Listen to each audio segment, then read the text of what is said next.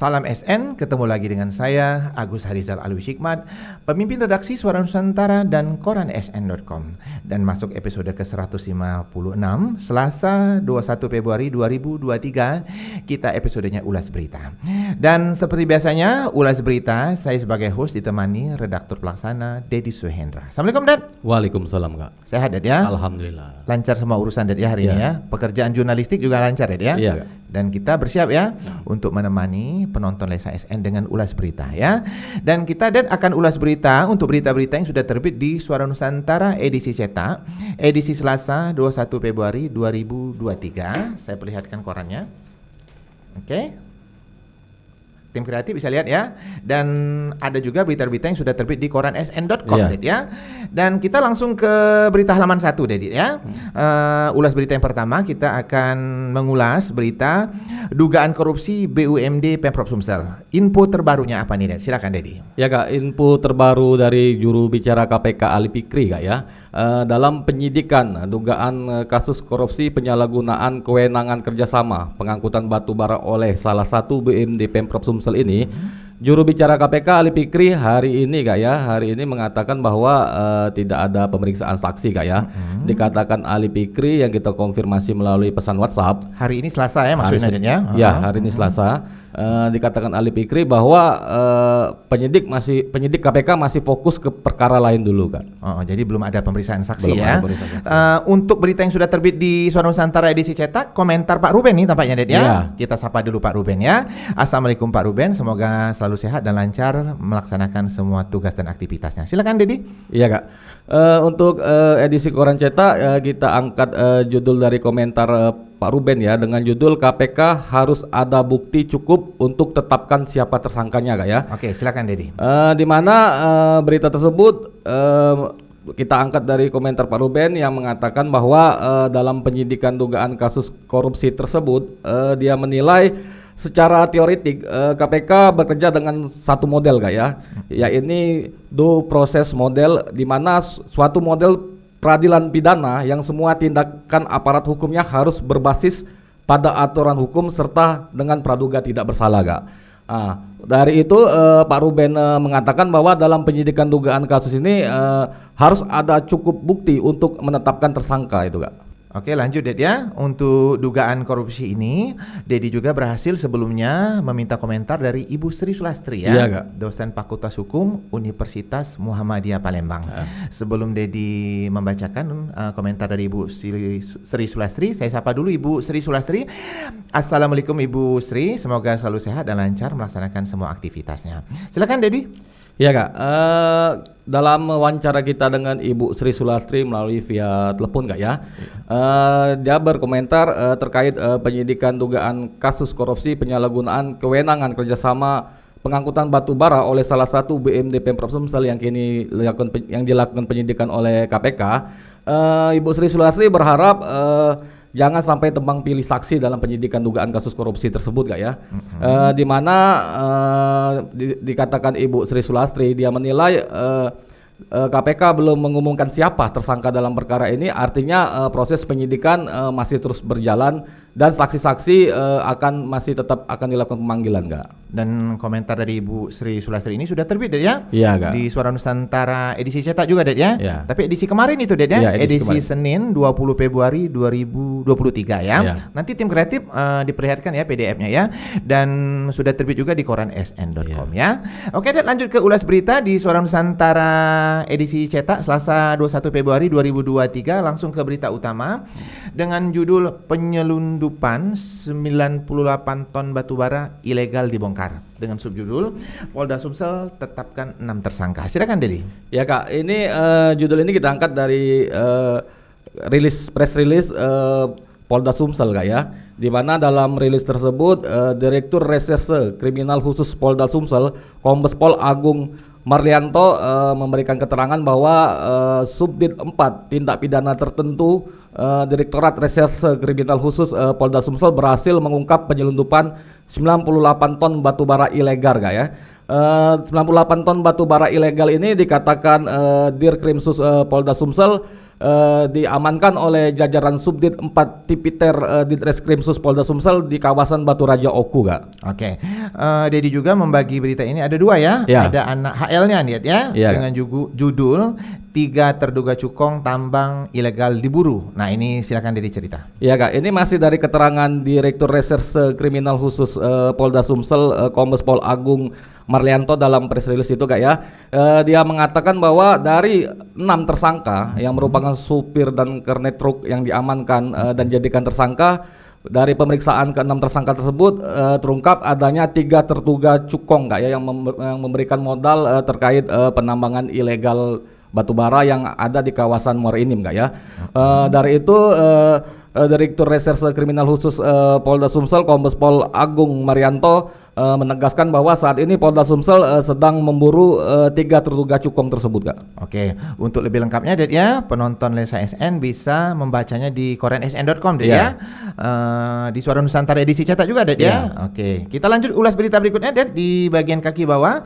Ini ada berita Kejari segera limpahkan berkas 3 tersangka ke pengadilan dengan subjudul dugaan korupsi dana hibah Bawaslu OI. Nah, silakan Dedi baca. Ya, Kak, ini terkait keterangan dari Kasipitsus Kejari Ogan Ilir, Kak ya, di mana dia menjelaskan bahwa terkait penyidikan dugaan kasus korupsi dana hibah Bawaslu OI ini sudah dilakukan tahap 2, di mana tahap 2 ini tim jaksa penyidik telah melimpahkan berkas perkara ke jaksa penuntut umum. Terkait hal tersebut, Kasipitsus Kejari Ogan Ilir mengatakan bahwa akan dalam waktu dekat ini berkas perkara akan segera dilimpahkan ke pengadilan sehingga para tersangkanya dapat disidangkan, Kak. Oke, Ded ya. Kita perlihatkan lagi Suara Nusantara edisi cetak ya ke penonton Lensa SN. Di sini kita mengambil foto master ya. Foto masternya ini adalah kegiatan dari Presiden Republik Indonesia Bapak Jokowi. Di sini captionnya dibuat Presiden Jokowi sampaikan arahan di pelantikan pengurus HIPMI. Kegiatan ini pada hari Senin 20 Februari 2023. Oke, Dan ulas berita berikutnya masih di halaman 1 yang di bagian atas ya. Karena Dedi yang mengedit berita ini semalam, silakan Dedi cerita. Oke, berita dengan judul Haji Asqalani gelar Isra Mi'raj dan zikir bersama di kediamannya.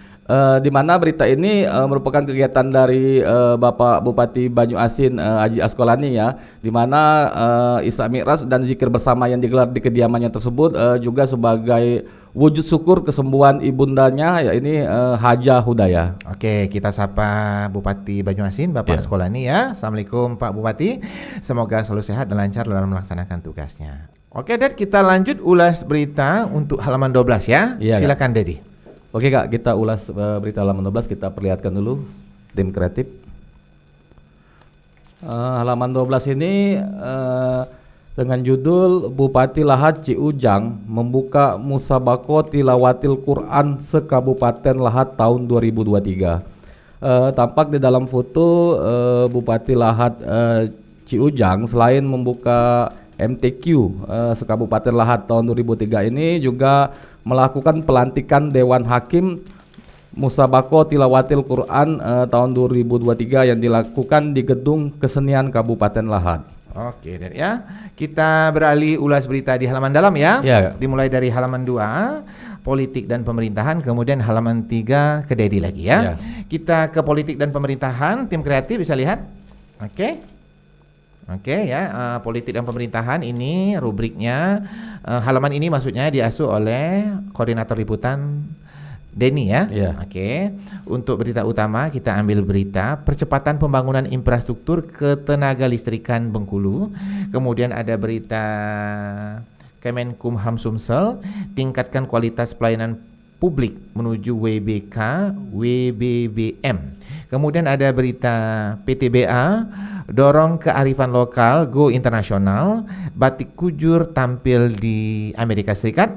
Kemudian ada satu berita lagi, Ilham Jaya berstatement pembentukan produk hukum daerah harus melibatkan fungsional perancang. Oke, halaman 3 silakan Dedi. Oke, Kak, untuk halaman 3 ini kita perlihatkan dulu ke tim kreatif ya.